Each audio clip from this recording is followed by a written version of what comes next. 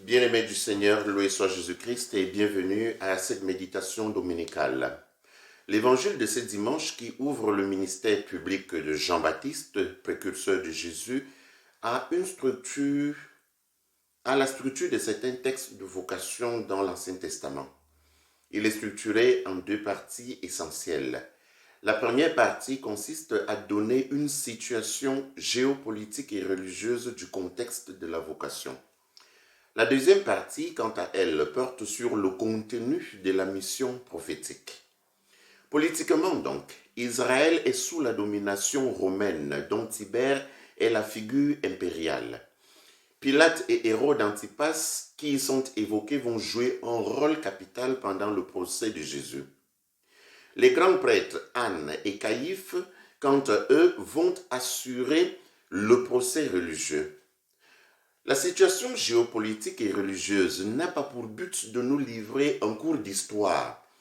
Luc peut donc à raison se tromper sur la datation de certains faits parce que son objectif est tout autre. Son objectif est théologique. Théologiquement donc, dès l'entame de la mission de Jean-Baptiste, le décor de la passion du Christ est déjà implanté. Comme quoi, la passion du Christ n'est pas un accident dans le ministère public de Jésus, non. Bien au contraire, elle constitue un point nécessaire dans le plan du salut. Elle rappelle l'immersion de Dieu dans l'atrocité des souffrances humaines. La passion du Christ a son parallèle avec sa plongée dans les eaux du Jourdain. C'est pour ça que la passion, cette même passion du Christ, a significativement une corrélation étroite avec son baptême. Il s'agit de Dieu immergé dans l'abîme de l'homme. Au niveau géographique, la Galilée et la Judée sont des provinces juives. L'Ithurée, la Traconitide et la Bélène sont des provinces non juives. Cela signifie que le salut qu'annonce Jean-Baptiste et que vient réaliser Jésus ne concerne pas seulement les Juifs. Les païens y ont également une part.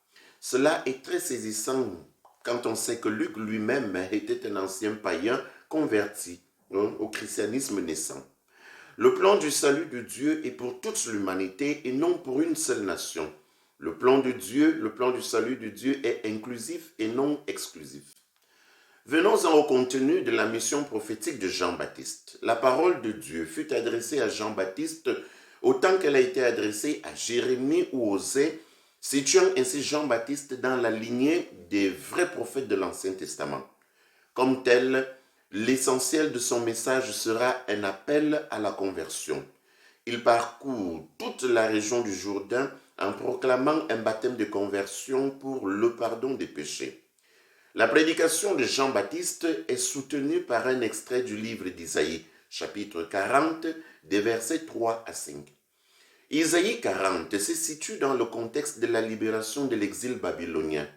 Le verset 3 qui dit « Dans le désert, préparez le chemin du Seigneur, tracez droit dans les terres arides, une route pour notre Dieu » fait référence au Seigneur ramenant les exilés à travers le désert de Babylone. En réalité, l'évocation du désert n'est qu'un détour, puisque le chemin qui va de Babylone à Jérusalem ne passe pas forcément par le désert. Mais pourquoi donc un détour par le désert ? Théologiquement, la mention du désert fait comprendre aux Israélites que les travaux forcés qu'ils faisaient dans ce lieu aride ne serviront plus au faux dieu Marduk, dieu babylonien, mais désormais devraient servir à la gloire de Dieu. Une autre hypothèse de la mention du désert est qu'il est plus probable que la tradition de l'exil soit une relecture de la tradition du Sinaï. C'est le Seigneur lui-même qui se révèle au peuple en détresse comme il le fit au Sinaï alors qu'ils étaient en Égypte et à Canaan, entre Égypte et Canaan. Du désert du Sinaï au désert de Jean-Baptiste en passant par le désert d'Isaïe, un point est commun. Dieu y révèle sa gloire. L'expression gloire de Dieu relève d'un discours sotériologique et Luc l'exprime bien en remplaçant gloire par salut. De façon pratique, notre terre est généralement appelée vallée de larmes. Ce dimanche, il peut également être ce désert que Dieu fera refleurir par la naissance de son Fils. Le désert peut également être nos vies humaines asséchées et privées de la gloire de Dieu et donc aspirant au salut. Bon week-end à tous et à vendredi prochain.